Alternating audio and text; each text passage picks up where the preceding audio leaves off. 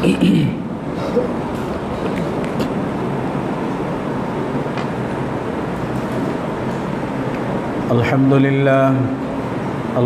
لله نحمده ونستعينه ونستغفره ونؤمن به ونتوكل عليه ونعوذ بالله من شرور أنفسنا ومن سيئات أعمالنا من يهده الله فلا مضل له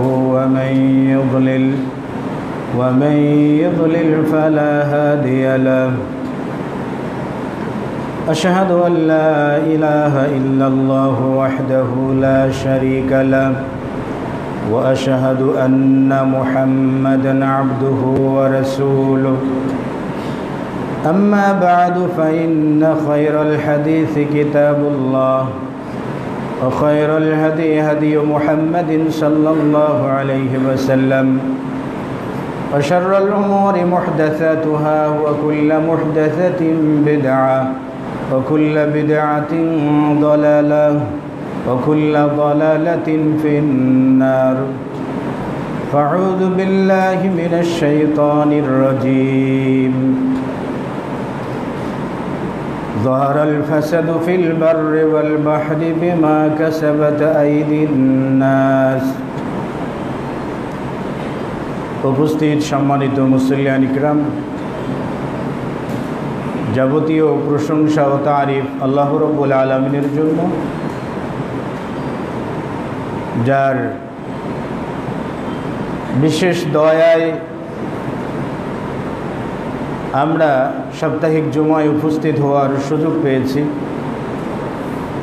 এজন্য সে মহান রব্বুল আলামিনের দরবারে হামদে বারি তাআলা পেশ করি, সকলেই বলি আলহামদুলিল্লাহ। অতঃপর তার প্রিয় রাসূল আখিরি নবী শেষ নবী মুহাম্মদুর রাসূলুল্লাহ সাল্লাল্লাহু আলাইহি ওয়াসাল্লামের প্রতি বর্ষিত হোক দরুদ ও সালাম। সম্মানিত উপস্থিতি, খুতবায় কোরআনুল কারীম থেকে একটি আয়াতে কারিমা তিলাওয়াত করেছি। আল্লাহ তাআলা তৌফিক দান করলে উক্ত আয়াতকে সামনে রেখে আজকের সংক্ষিপ্ত খুতবা শেষ করার চেষ্টা পাবো ইনশাআল্লাহ তাআলা। আজকের খুতবার সংক্ষিপ্ত আলোচ্য বিষয় হলো সমাজ জীবনে পাপাচারীর কুপ্রভাব। আসলে ব্যক্তি জীবন থেকে শুরু করে সমাজ বলি, রাষ্ট্র বলি, বিশ্ব বলি, সর্বদিকেই নানা ধরনের পাপের কাজ চলছে। মানুষ পাপাচারে লিপ্ত। এই পাপাচারকে কেউ হয়তো বা হারাম জেনে লিপ্ত হচ্ছে, আবার কেউ হয়তো বা যারা দুনিয়াবাদী তারা এটাকে পাপের কাজ বা এরকম কিছু মনে করছে না। দুনিয়াটা আনন্দ উপভোগের জায়গা হিসাবে ধরে তারা নানা ধরনের পাপাচারে লিপ্ত রয়েছে।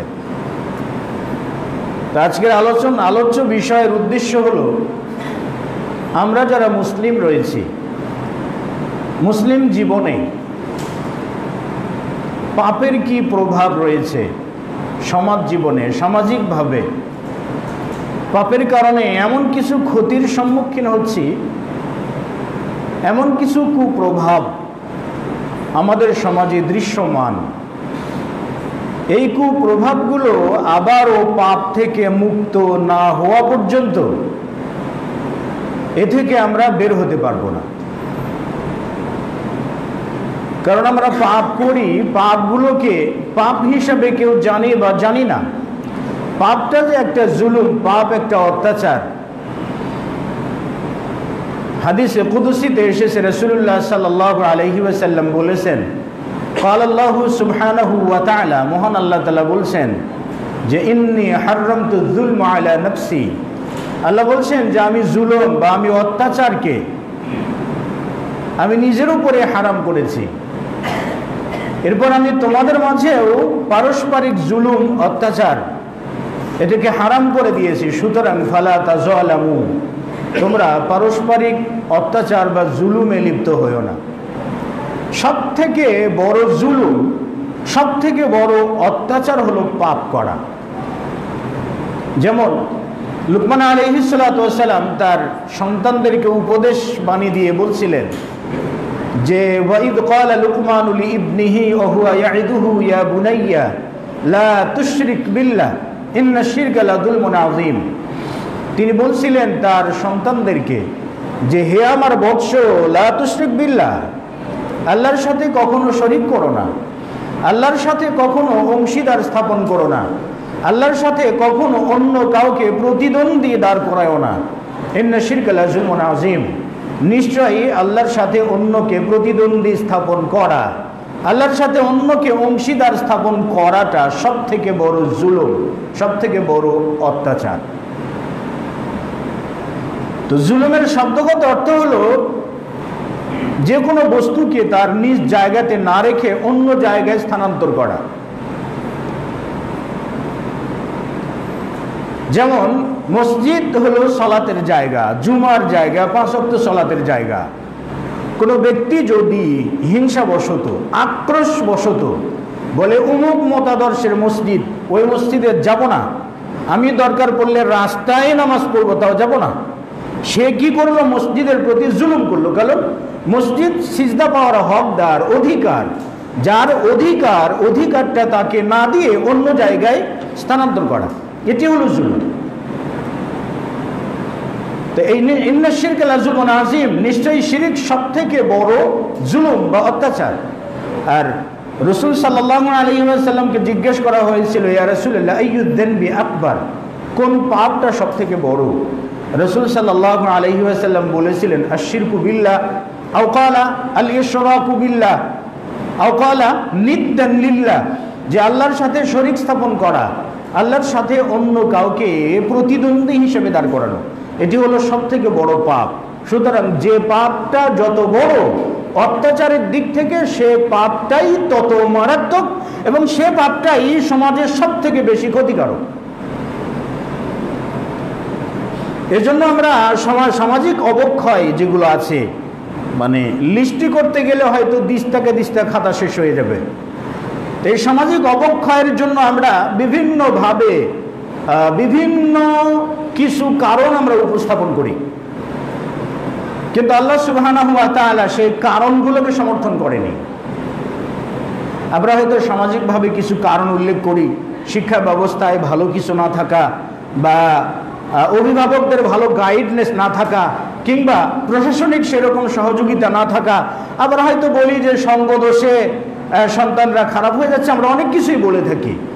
কিন্তু আল্লাহ সুবহানাহু ওয়া তাআলা বলছেন যে যাহারাল ফাসাদু ফিল বাররি ওয়াল বাহরি বিমা কাসাবাত আইদিন নাস, পৃথিবীতে ফিল বাররি ওয়াল বাহরি, সমুদ্র পথে অর্থাৎ স্থলভাগে এবং জলভাগে যে বিপর্যয় আত্মপ্রকাশ করে, যে বিপর্যয় আত্মপ্রকাশ করে, এটা বিমা কাসাবাত আইদিন নাস, মানুষ নিজ হাতে যা উপার্জন করেছে তাই।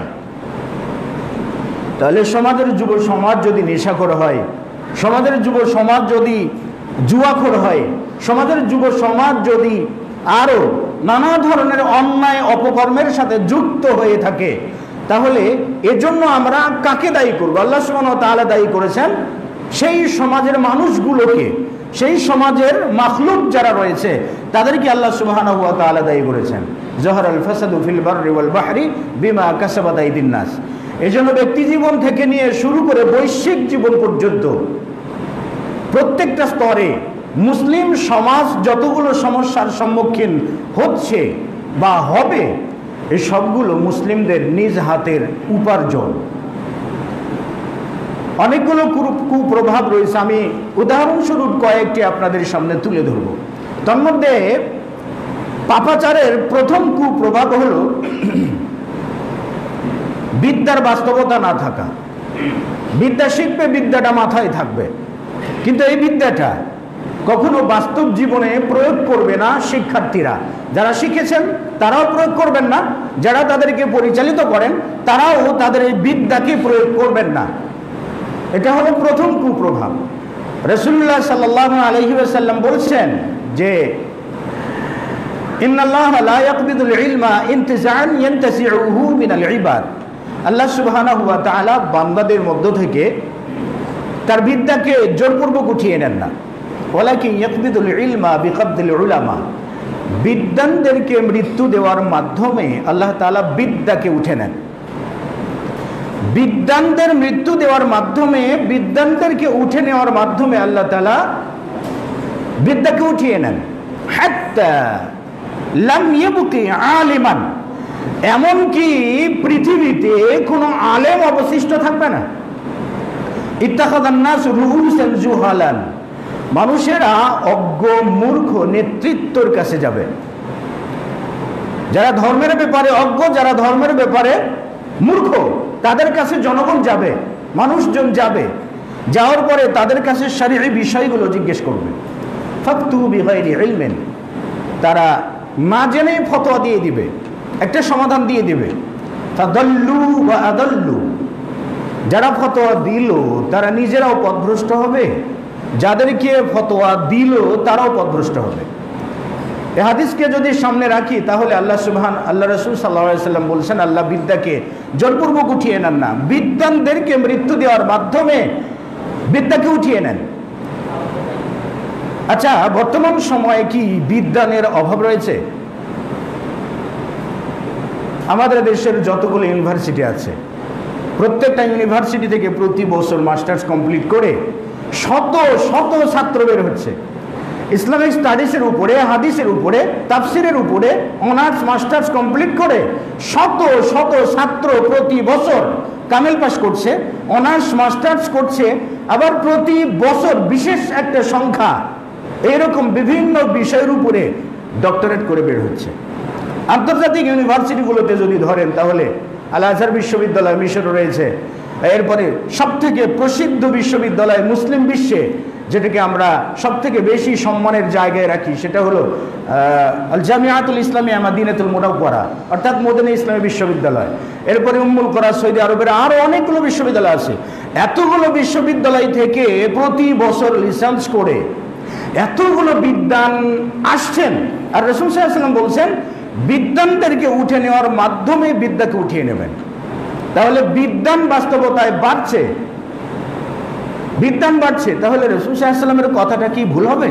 না, বিদ্বান বাড়ছে কিন্তু বিদ্যার প্রয়োগ বাড়ে নাই। বিদ্যার প্রয়োগটা শূন্যের কোঠায়। অনার্স মাস্টার্স করা ছেলে, তিনি মদ জুয়ার সাথে জড়িত, চাঁদাবাজের সাথে জড়িত। আজকে বেকারত্বের বিরাট একটা সমস্যা আমাদের দেশে। বেকারত্বের একটা অনেক বড় সমস্যা। হাজার হাজার সন্তানরা বেকার হয়ে পড়ে আছে, চাকরি পাচ্ছে না। এর অর্থ হলো বিদ্যার প্রয়োগ না থাকা, বিদ্যার সম্মান না থাকা। একটা জায়গায় একটা পোস্টে যদি ধরে নিন যে 2000 লোক লাগবে, তাহলে সে জায়গাতে ধরে নিন 2 লাখ লোক আবেদন করবেন। ঠিক স্বাভাবিক, আবেদন করবেন। কিন্তু বিদ্যা অনুযায়ী, বিচক্ষণতা অনুযায়ী, দক্ষতা অনুযায়ী কি সেখানে নিয়োগ হবে?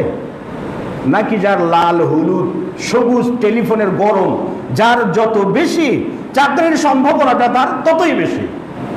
এখানে কি বিদ্যার কোনো কদর থাকলো? কোনো কদর থাকলো না। ছাত্র সমাজ রাস্তায় নামলে পিটিয়ে ঠান্ডা করে দেওয়া স্বাভাবিক। এটা হলো মানে বিদ্যার যথার্থ প্রয়োগ না থাকা। রাসূল সাল্লাল্লাহু আলাইহি ওয়াসাল্লাম বলছেন, মানুষ যখন মারা যায় তখন 3টি আমল ছাড়া সবগুলো আমল বন্ধ করে দেওয়া হয়। ইল্লা মিন সাদাকাতিন জারিয়াতিন, এটি হলো সাদকায়ে জারিয়া, যেটা প্রবাহমান সাদকা, যার সওয়াব কিয়ামত পর্যন্ত চলমান থাকবে। আরেকটা হলো আও ইলমিন ইউনতাফাউ বিহি, এমন বিদ্যা যে বিদ্যার দ্বারা জাতি উপকৃত হবে, সমাজ উপকৃত হবে, রাষ্ট্র উপকৃত হবে, বিশ্ব উপকৃত হবে, এমন বিদ্যা।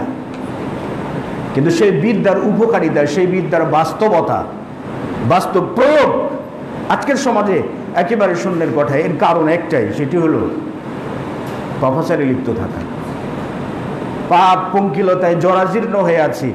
বেকারত্ব যতদিন যাবে ততদিন বাড়বে, যতদিন যাবে ততদিন বাড়বে। কারণ পারিবারিকভাবে হয়তো পুরুষরা কখনো সুবিচার করে নাই, কোনো পুরুষ হয়তো নারীর প্রতি সুবিচার করে নাই, তারা রাস্তায় নেমেছে, তাদের জন্য আলাদা কোঠা তৈরি হয়েছে, পুরুষদের জন্য সেটা মাইনাস হয়েছে। এবং আরো যতগুলো কোঠা রয়েছে, যত কোঠা বাড়বে তত মেধাবী ছাত্রদের জন্য চাকরির সম্ভাবনাটা কমে যাবে। এই কারণ একটাই, যেটা হলো বিদ্যার কোনো বাস্তব প্রয়োগ নাই, কারণ আমরা পাপাচারে লিপ্ত। দ্বিতীয়ত হলো রিজিক থেকে বঞ্চিত হওয়া। মানুষ যত পাপাচারে লিপ্ত হবে ততই আল্লাহ সুবহানাহু ওয়া তাআলার তরফ থেকে জীবিকা থেকে আপনার বঞ্চিত হবে। হয়তো বলবো যে আমরা যারা বিভিন্ন পাপাচারে লিপ্ত তারা তো অনেক টাকা পয়সা পাচ্ছে। এখানে আমি বলবো সম্মানজনক জীবিকা, যে জীবিকার মাধ্যমে সম্মান রয়েছে, যে জীবিকার মাধ্যমে মর্যাদা রয়েছে, এমন জীবিকা থেকে মানুষ বঞ্চিত হতে থাকবে। এবং আজকের যদি বাস্তবতার দিকে আমরা তাকিয়ে দেখি তাহলে একই অবস্থা। রাসূলুল্লাহ সাল্লাল্লাহু আলাইহি ওয়াসাল্লাম বলেছেন, ইন্নার রাজুলা লা ইহরামু বিযামবি ইউসিবু, মানুষকে তার জীবিকা থেকে বঞ্চিত করা হবে তার পাপের কারণে, যে পাপে সে লিপ্ত রয়েছে। যত পাপাচারে লিপ্ত থাকবো তত বেকারত্ব বাড়বে, যত পাপাচারে লিপ্ত থাকবো ততই অভাব অনটনের মধ্য দিয়ে আমাদেরকে যেতে হবে। সব থেকে বড় কথা হলো যে আমরা বিদ্যার প্রয়োগ কি, শরীয়ত সম্পর্কে আমরা সচরাচর সর্বক্ষেত্রেই আমরা অজ্ঞ। কিভাবে আজকের যদি শিক্ষিত সমাজের প্রতি আমরা জরিপ চালাই তাহলে শতকরা কতজন দিন সম্পর্কে জানেন? দিন সম্পর্কে, আমি কোরআন তেলাওয়াত বলছি না, দিনের হুকুম আহকাম সম্পর্কে জানেন? আবার যদি শতকরা 2 জন দিনের হুকুম আহকাম সম্পর্কে জেনে থাকেন, এই শতকরা 2 জনদের মধ্যে যদি আমরা জরিপ চালাই তাহলে বিশুদ্ধ হুকুম আহকামগুলো কয়জন জানেন? অথচ আমরা মুসলিম দেশে বাস করি, যেখানে আমরা শতকরা 90% মুসলিম বা শতকরা 88% মুসলিম। পরিসংখ্যানের ভিন্নতা থাকতে পারে, কিন্তু আমরা তো মুসলিম সংখ্যাগরিষ্ঠ। মুসলিম সংখ্যাগরিষ্ঠ হওয়ার পরেও আমরা দিন সম্পর্কে অজ্ঞ, শরীয়তের হুকুম আহকাম সম্পর্কে অজ্ঞ। বিবাহ করতে যে মাসলা মাসাইল জানি না, তালাক দিতে যে মাসলা মাসাইল জানি না, এক বৈঠকে 4-5টা তালাক দিয়ে জিভে কামড় দিয়েছে, সর্বনাশ হয়ে গেছে একটা অপরাধ। কি করতে হবে? দৌড়াদৌড়ি ছোড়াছুড়ি করছে। সরকারি বড় উচ্চ পদস্থ কর্মকর্তাগণ তারা হয়রান হয়ে যান এই একটা মাসলার জন্য।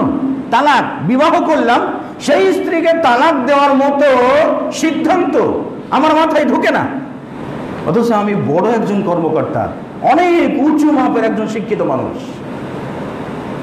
এগুলো শিক্ষিত দিয়ে লাভটা কি হবে বলুন? দিন চর্চা থাকলে পাপ মুছে যাবে, পাপ থাকবে না, পাপ পঙ্কিলতা কমে যাবে।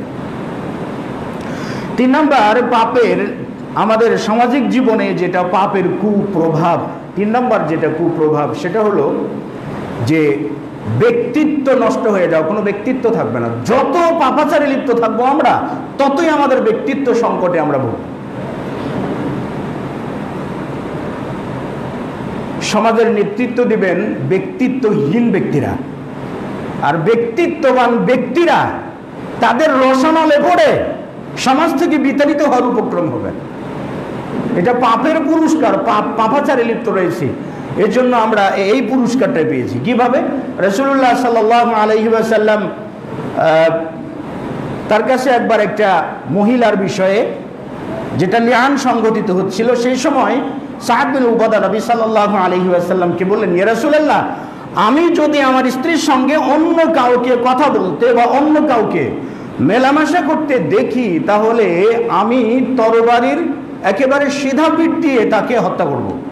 আমার স্ত্রীর সঙ্গে অন্য কোনো পুরুষকে যদি মেলামেশা করতে দেখি বা এইরকম কাছাকাছি নির্জন অবস্থায় আমি দেখি তাহলে আমি সরাসরি হত্যা করব।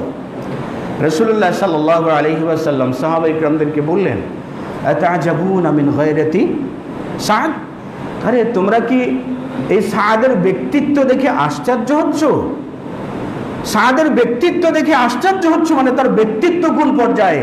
আমি একজন ব্যক্তি, আমি একজন মুসলিম, আমার স্ত্রী অন্যের সঙ্গে গল্প করবে, আমার স্ত্রী অন্যের সঙ্গে তামাশা করবে, আমি মুসলিম হিসেবে সেটা বরদাস্ত করতে পারি না।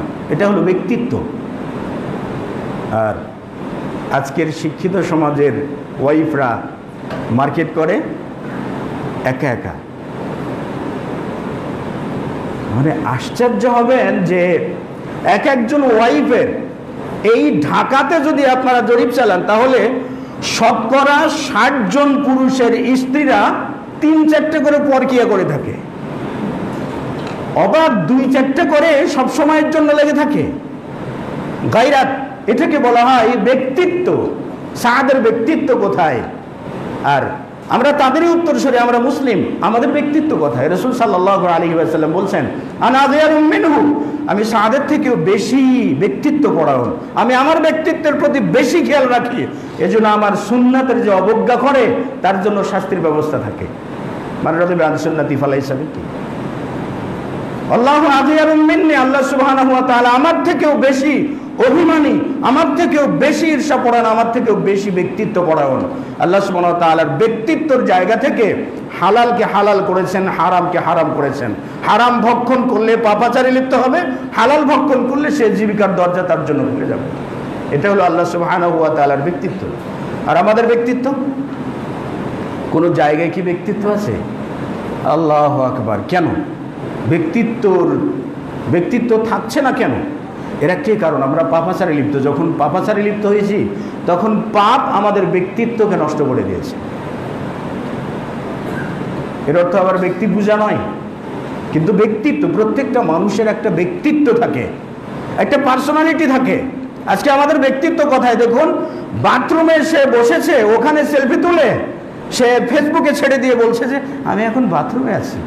ওর বলে ব্যক্তিত্ব।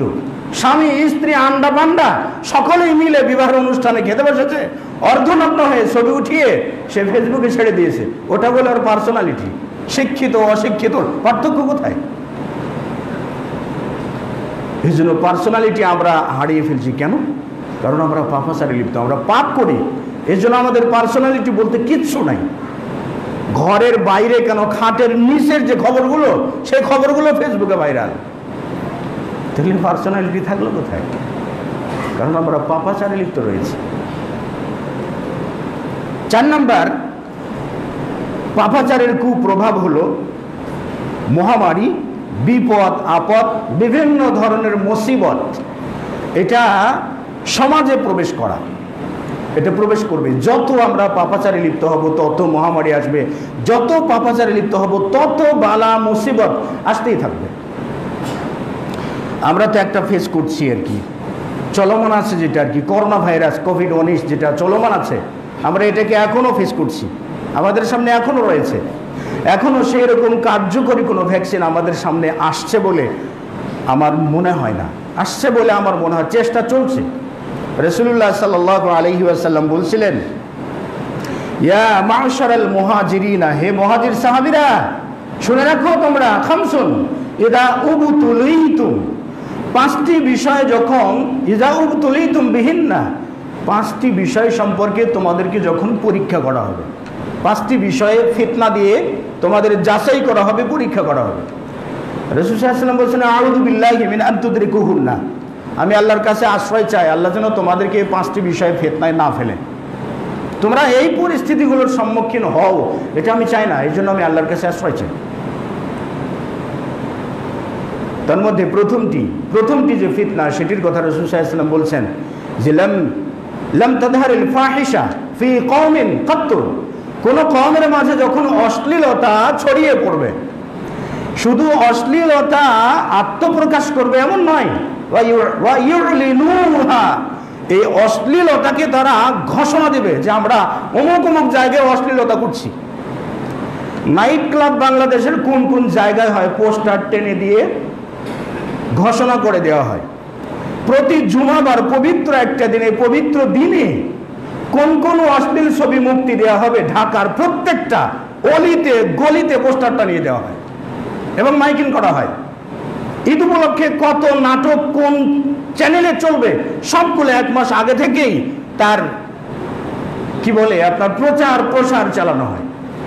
এমনকি বাংলাদেশে আমরা যেই দ্রব্যগুলো কিনি, খাট পালং যাই কিনি না কেন, এখন স্যান্ডেল পর্যন্ত, ন্যাপকিন পর্যন্ত, একেবারে সামান্য তুচ্ছ জিনিস পর্যন্ত এটার জন্য অ্যাড দিচ্ছে টেলিভিশনের পর্দায় নারীরা অর্ধনগ্ন হয়ে। তো রাসূল সাল্লাল্লাহু আলাইহি ওয়াসাল্লাম বলছেন যে লাম তাদহারিল ফাহিশা, অশ্লীলতা যখন আত্মপ্রকাশ করবে, ওয়া ইউলিনুহা, এবং অশ্লীলতাকে ঘোষণা দিয়ে করা হবে। নাইট ক্লাবের বাজনা সবকিছু ঘোষণা দেওয়া হয়, সবকিছু ঘোষণা দেওয়া হয়। ইসলামের বিষয়ে বেশি ঘোষণা দিতে গেলে সীমালঙ্ঘন হয়। তো সে যাই হোক, এই সবগুলো যখন ঘোষণা দিয়ে হতে থাকবে, ইল্লা ফাশা ফিহিমুত তাউন, ওই কওমের মাঝে বেশি মহামারীর প্রাদুর্ভাব শুরু হয়ে যাবে। মহামারী মানে মহামারী, বৈশ্বিক মহামারী আমরা যেটা ফেস করছি, এরপরে আরো আসবে, এরপরে আসবে, আর এরপরে আরো আসবে, একটার পর একটা আসতেই থাকবে। কারণ যতদিন আমরা পাপাচারের মধ্যে নিমজ্জিত থাকবো ততদিন আশাই করতে পারি এটার ভ্যাকসিন যখন কোনো কোনো পর্যায়ে চলে আসবে, তখন এমন একটা আসবে ওটার ভ্যাকসিন আবিষ্কার করতে আরো 2 বছর লাগবে, আবারও আরেকটা আসবে ওটার ভ্যাকসিন আবিষ্কার করতে আরো 3 বছর লাগবে। এভাবেই চলে যাবে পৃথিবী ধ্বংস হওয়া পর্যন্ত। যতদিন না আমরা পাপ থেকে সরে না আসবো, আল্লাহর কাছে তাওবা না করবো, ততক্ষণ পর্যন্ত আমরা এই অসুবিধাগুলো থেকে আমরা মুক্তি পাবো। তাহলে এটা আসতেই থাকবে। এবং রাসূল সাল্লাল্লাহু আলাইহি ওয়াসাল্লাম বলছেন, ওয়াল আউজাউল্লাতি, এবং এমন কিছু দুরারোগ্য ব্যাধি, প্লেগ রোগ, যেটা পেটের পীড়া। আচ্ছা, আমরা এখানে যারা আছি গ্যাস্ট্রিক মুক্ত, মানে পেপটিক আলসার, গ্যাস্ট্রিক নাই, এমন ব্যক্তির যদি আমরা জরিপ করি, তাহলে কয়জন বের হবে যে এই মানুষটার গ্যাস্ট্রিক নাই? আছে এমন? এটা পেটের পীড়া, একটু 2-4 সন্ধ্যা না খেলে সব কিছু বেরিয়ে আসে, আর থাকে না, পকেটে রাখতে হয়, সফরে গেলেও ব্যাগ ভর্তি করে রাখতে হয়। প্লেগ বলাও যাক, এবং পেটের পীড়া, প্লেগ মহামারী ধরবে তাদেরকে, এমন মহামারী যে ওয়ালাউ জাইল্লাতি লাম তাকুন, লাম তাকুন মানে এমন প্লেগ, এমন মহামারী বা এমন দুরারোগ্য ব্যাধি তাদেরকে ধরবে যেটা পূর্ববর্তীদের কারও কখনো ছিল না। এমন কিছু দুরারোগ্য ব্যাধি ধরবে। আজকের করোনার কথা যদি বলি, মনে হয় না এই বিশ্বের সৃষ্টি থেকে এ পর্যন্ত বিশ্বব্যাপী এরকম কোনো মহামারী হয়েছে বলে আমার জানা নেই। কিছু হয়েছে অঞ্চলভিত্তিক, বিভিন্ন অঞ্চলভিত্তিক হয়েছে। তাহলে অশ্লীলতা যদি বেড়ে যায়, সে অশ্লীলতা যদি ঘোষণা করা হয়, তাহলে মহামারী এবং দুরারোগ্য ব্যাধি আসতেই থাকবে, যেটার কোনো চিকিৎসা পাওয়া যাবে না। এরপর রাসূল সাল্লাল্লাহু আলাইহি ওয়াসাল্লাম বলছেন যে ওয়া লাম ইয়ানকুসুল মিকিয়াল ওয়াল মিজান, এবং যখন এই বিশ্বে মানুষেরা যখন মাপে কম দেওয়া শুরু করবে, ব্যবসায়ীরা মাপে কম দেবে, নিজেরটা দেওয়ার সময় কম দেবে, অন্যের থেকে নেওয়ার সময় বেশি নেবে। আল্লাযীনা ইযা তালু আলান নাসি ইস্তাওফুন ওয়া ইযা কালুহুম আও ওয়াজানুহুম ইখসিরুন, যখন সে মানুষের কাছ থেকে নেয় তখন সমান বা বেশি করে নেয়, আর যখন মানুষকে দেয় তখন কম করে দেয়। এরকম যখন মাপ ঝুঁকে কম দেওয়ার প্রবণতা চলে আসবে, ইল্লা উখিদু বিসসিনিন, তখনই তাদেরকে দুর্ভিক্ষের মাধ্যমে পাকড়াও করা হবে।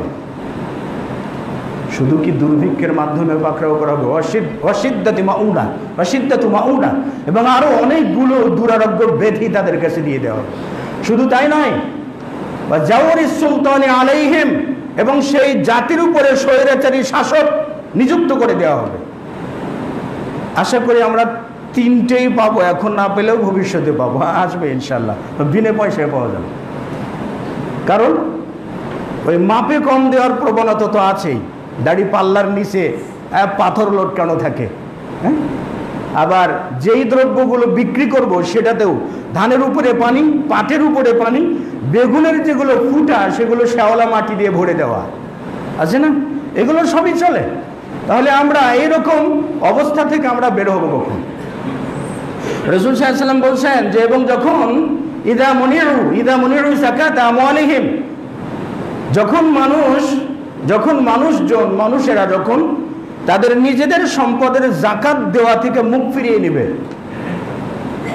যখন মুখ ফিরিয়ে নেবে, তখন ইমনাউল কাতরাতা মিনাস সামা, আসমান থেকে বৃষ্টি বর্ষণ বন্ধ হয়ে যাবে। হয়তো ভাববেন যে এটা তো আমাদের মাঝে আছে, যাকাত দেই না, তো এই যে এত বৃষ্টি, হ্যাঁ আজকেও বৃষ্টি হয়েছে। আসলে কতগুলো বৃষ্টি হবে আনন্দের, কতগুলো বৃষ্টি হয় বিষাদের, কতগুলো ক্ষতির, কতগুলো উপকারের। তা আল্লাহ সুবহানাহু ওয়া তাআলা বৃষ্টিকে বন্ধ করে দেবেন। এবং রাসূল সাল্লাল্লাহু আলাইহি ওয়াসাল্লাম বলছেন যে লাউলাল বাহাইম, চতুষ্পদ প্রাণীরা যদি না থাকতো, গরু, ছাগল, ভেড়া, দুম্বা, এগুলো যদি না থাকতো, তো তাহলে লাম ইউমতারু, তাদেরকে জীবনে কখনো বৃষ্টি দেওয়া হতো না। তার মানে বোঝা যায় 2-4 ফোঁটা যাই বৃষ্টি আমরা পাই, এদের জন্যই পাই, কারণ যাকাতের প্রবণতা তো নাই, আমরা যাকাত দেই না। রাসূল সাল্লাল্লাহু আলাইহি ওয়াসাল্লাম আরো বলছেন যে ওয়ালাম ইয়ানকুদু আহদাল্লাহি ওয়া আহদা রাসূলিহি, মানুষ যখন তার আল্লাহ এবং তার রাসূলের প্রতিশ্রুতি ভঙ্গ করা শুরু করবে, যখন প্রতিশ্রুতি ভঙ্গ করা শুরু করবে, সাল্লাতাল্লাহু আলাইহিম আদুওয়াম মিন গায়রিহিম, আল্লাহ সুবহানাহু ওয়া তাআলা তখন তাদের বিরুদ্ধে সে জাতি ছাড়া তাদের বিপরীত জাতিকে তাদের উপরে শত্রু হিসাবে চেপে দেবেন। মুসলিম বিশ্বের শত্রুর কি অভাব আছে? মুসলিম বিশ্বের মেরুকরণ তিনটা।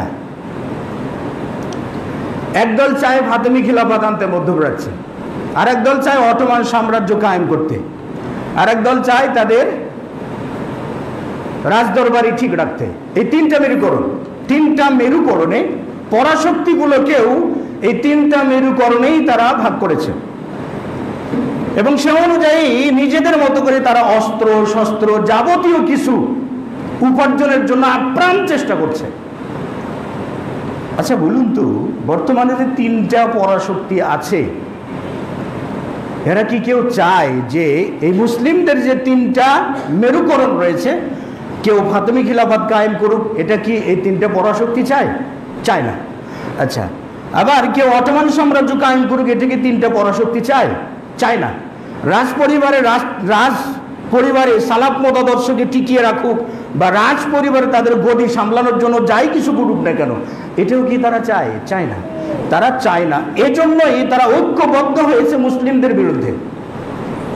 তারা মুসলিমদের বিরুদ্ধে ঐক্যবদ্ধ, যদিও তাদের মাঝে বাণিজ্যিক বিরোধ থাকতে পারে, তারপরেও রাসূল সাল্লাল্লাহু আলাইহি ওয়াসাল্লাম বলছেন, যখন মুসলিম মিল্লাত মুসলিমরা যখন আল্লাহ এবং তার রাসূলের প্রতিশ্রুতি বাস্তবায়ন মানে হুকুম আহকাম বাস্তবায়ন করা থেকে নিজেদেরকে গুটিয়ে নেবে, তখন সাল্লাল্লাহু আলাইহিম আদুওয়াম মিন গায়রিহিম, আল্লাহ সুবহানাহু ওয়া তাআলা তখন তাদের উপর ভিন্ন জাতিকে শত্রু হিসেবে চাপিয়ে দেবেন। আজকে উইঘুর মুসলিমরা নির্যাতিত হচ্ছে ভিন্ন জাতির দ্বারাই, কাশ্মীররা নির্যাতিত হচ্ছে ভিন্ন জাতির দ্বারাই, ফিলিস্তিনরা নির্যাতিত হচ্ছে ভিন্ন জাতির দ্বারাই। আপনার যেখানেই চোখ ফেলে দেখবেন যে মুসলিমরা নির্যাতিত হচ্ছে ভিন্ন জাতির দ্বারাই, অথবা ভিন্ন জাতি মুসলিম জাতিকে প্রয়োগ করছে মুসলিমদের বিরুদ্ধে। কিন্তু আমাদের সেটাই বোঝা উচিত। কিভাবে বুঝবো? যখন আমরা আল্লাহ এবং তার রাসূলের কাছে ধরা দেব যে আল্লাহ এবং তার রাসূলের কাছে যে প্রতিশ্রুতি দিয়ে এসেছি এই সবগুলো বাস্তবায়ন করব। রাসূল সাল্লাল্লাহু আলাইহি ওয়াসাল্লাম আরো বলেছেন যে 5টির 4টি হয়েছে। পঞ্চম নাম্বারটা হলো ইদা লাম তাহকুম আইম্মাতুহুম বিকিতাবিল্লাহি ওয়া সুন্নাতি রাসূলিহি সাল্লাল্লাহু আলাইহি ওয়াসাল্লাম, যখন ইমামগণ মানে যখন নেতাগণ আল্লাহ এবং তার রাসূলের দেওয়া বিধান অনুযায়ী বিচার ফয়সালা না করবেন, আল্লাহ এবং তার রাসূলের দেওয়া বিধান অনুযায়ী বিচার ফয়সালা না করবেন, তখন আল্লাহ সুবহানাহু ওয়া তাআলা কি করবেন? জাআলাল্লাহু বাসাম বাইনাহুম, আল্লাহ তাআলা তাদের মাঝে শত্রুতাকে বাড়িয়ে দেবেন। মুসলিমদের মাঝে শত্রুতা আছে না? মধ্যপ্রাচ্যের দিকে তাকাবেন, শত্রুতা কারে বলে? এই সবগুলোই আমরা উপার্জন করে নিয়েছি। কিভাবে? কারণ আল্লাহ এবং তার রাসূলের দেওয়া বিধিবিধান অনুযায়ী আমরা হুকুম আহকামগুলো বাস্তবায়ন করছি না। এটা একটা বড় পাপ।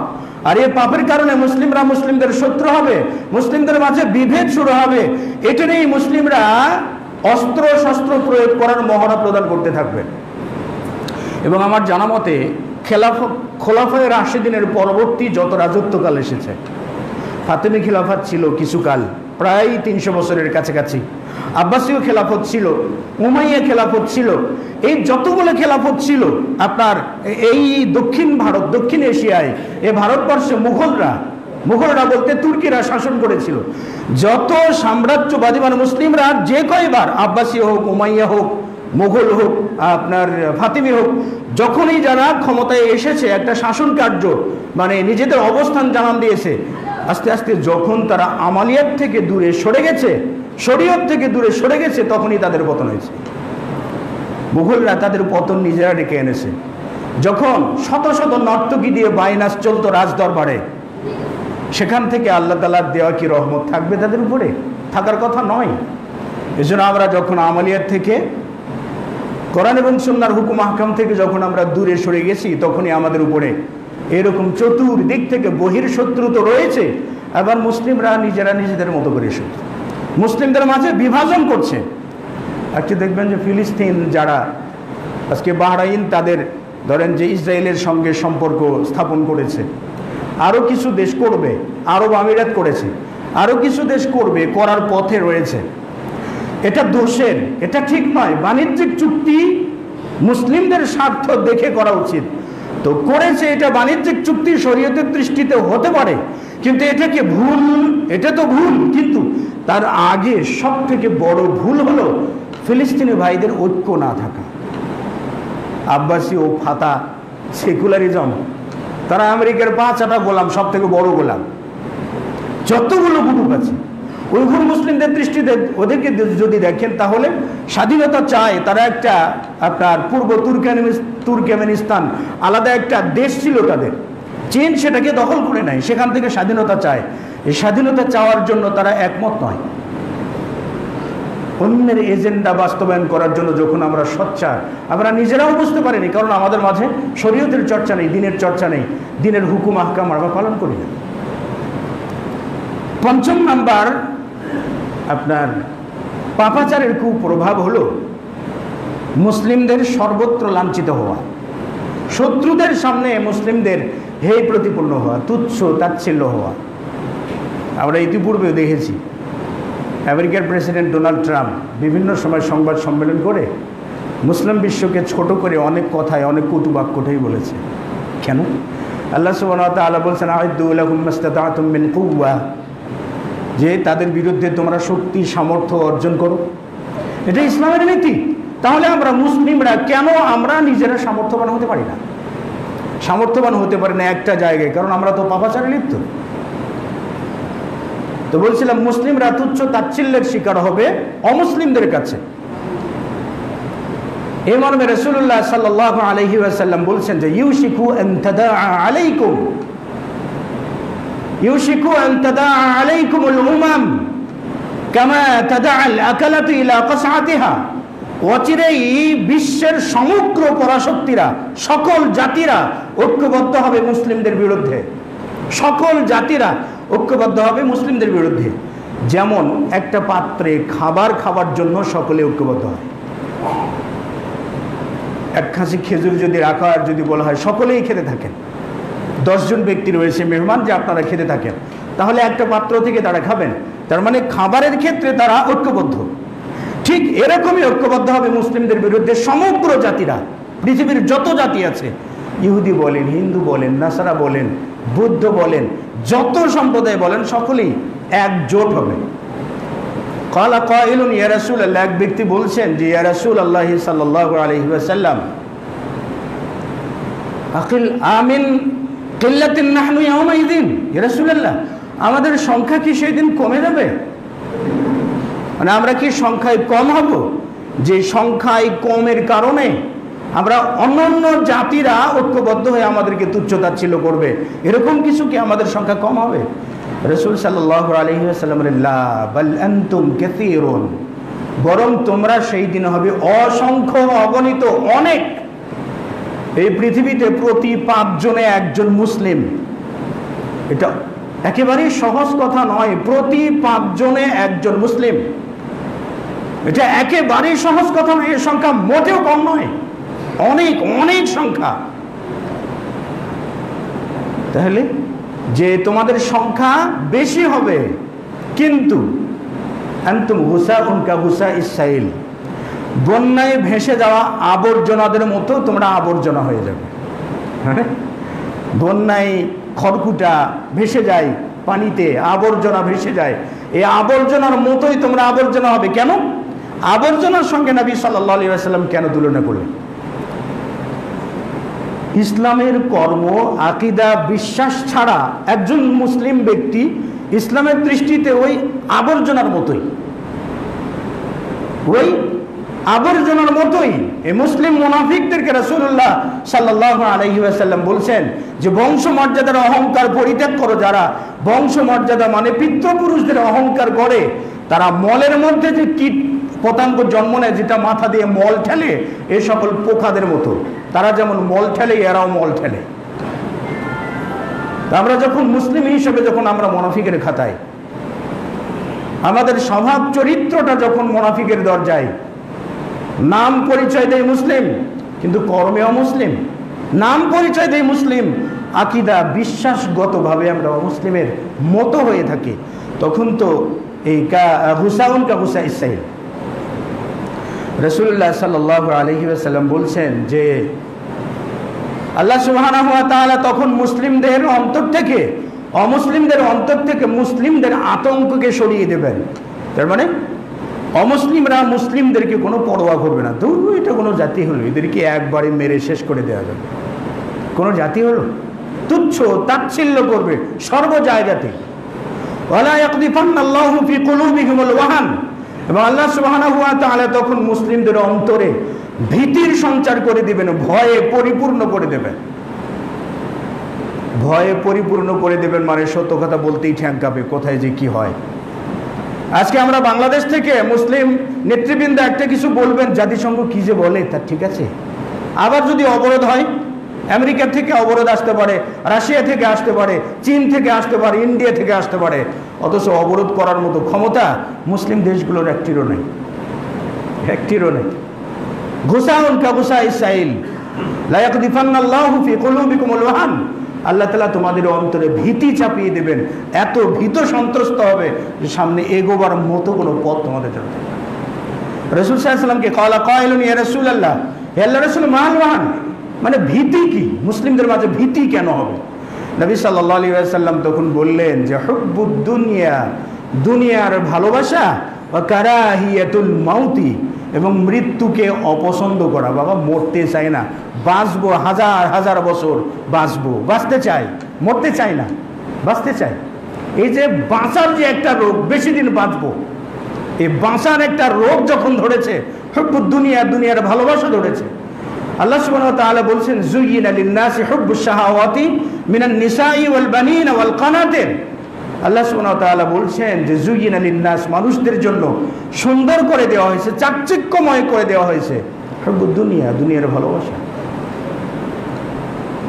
হুব্বুশ শাহাওয়া, প্রবৃত্তির পূজা, মন যা চাই তাই করা। তো যুয়িনা লিন-নাসি হুব্বুশ শাহাওয়াতি মিনান নিসা ওয়াল বানিন, স্ত্রী, সন্তান, সন্ততি আর সম্পদ।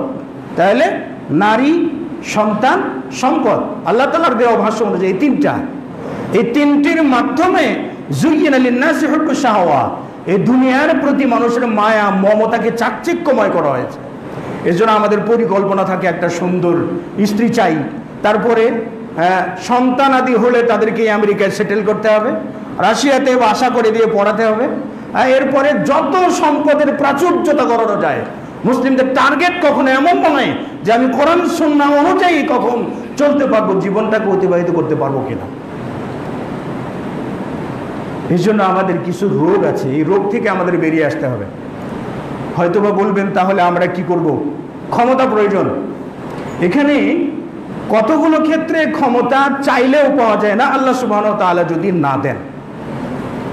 একটা আয়াত বলবো আপনাদের সামনে, সূরাতুল আরাফের আয়াত। সেখানে মুসা আলাইহিস সালাতু ওয়াস সালাম যখন তার কওমকে বলছিলেন ধৈর্য ধারণ করো, আল্লাহর কাছে সাহায্য চাও, এরকম যখন বলছিলেন, তখন মুসার কওমেরা বলছিল ক্বালু উযিনা মিন ক্বাবলি আন তাতিয়ানা ওয়া মিন বাদি মা জিতানা, হে মুসা তুমি আসার আগে থেকেই ফেরাউনের পক্ষ থেকে আমাদেরকে অত্যাচার করা হয়, বিভিন্ন কষ্ট আরোপ করা হয় আমাদের উপরে। আমিন বাদি মা তাতিয়ানা আমিন বাদি মা জিতানা, এবং তুমি আসার পরেও, মুসা তুমি আসছো, তোমার আসার পরেও, তোমার আসার আগে থেকে ফেরাউন আমাদেরকে কষ্ট দিয়ে থাকে। তখন মুসা আলাইহিস সালাতু ওয়াস সালাম তখন তাদেরকে বলছিলেন আসাল্লাহু আন ইউহলিকা আদুওয়াকুম, আল্লাহ সুবহানাহু ওয়া তাআলা অচিরেই তোমাদের শত্রুদেরকে ধ্বংস করবেন, ওয়া ইস্তাখলিফাকুম ফিল আরদি, এবং তোমাদেরকে দুনিয়ার প্রতিনিধিত্ব প্রদান করবেন।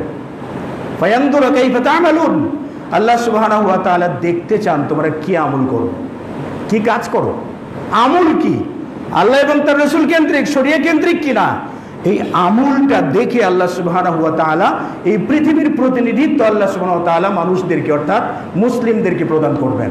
যারা কোরআন সুন্নাহ মেনে চলেন তাদেরকে প্রদান করবেন। শর্ত হলো ফায়ানদুর কাইফা তা'মালুন, কি আমল করি আমরা, এটা আল্লাহ সুবহানাহু ওয়া তাআলা দেখতে চান। তাহলে এই জন্য সর্বপ্রথম আকীদা বিশুদ্ধ এবং আমল বিশুদ্ধ করতে হবে। যত বিশুদ্ধ আমল করতে পারবো ততই আল্লাহ সুবহানাহু ওয়া তাআলার তরফ থেকে আল্লাহর রহমত ভেসে আসবে। বদরের যুদ্ধে ফেরেশতারাও এসেছিল যুদ্ধ করতে। ফেরেশতারা দুনিয়াতে এসে তরবারি নিয়ে যুদ্ধ করে। ইমানের বলিষ্ঠতা কত দেখুন। আজকে ধরে নিন যে যদি সত্য কথাটাই যদি বলতে চাই, তাহলে ফিলিস্তিনি যে ভাইয়েরা জিহাদ করছেন, যে মহিলারা জিহাদ করছেন, তাদের পোশাকের দিকে তাকাবেন, কাশ্মীরি বোনদের পোশাকের দিকে তাকাবেন, আমালিয়াতের দিকে তাকাবেন।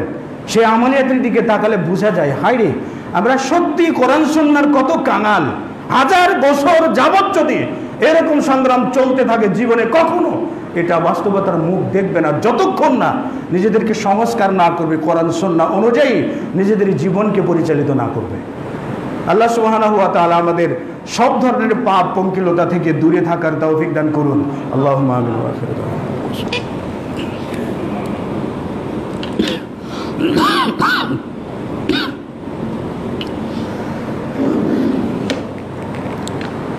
আলহামদুলিল্লাহি রাব্বিল আলামিন ওয়াসসালাতু ওয়াসসালামু আলা নাবিয়িনা মুহাম্মাদি ওয়া আলা আলিহি ওয়া সাহবিহি আজমাইন ওয়া মান তাবিআহুম বিইহসানিন ইলা ইয়াউমিদ্দিন। সকলে দরুদ ইব্রাহিম পড়ি।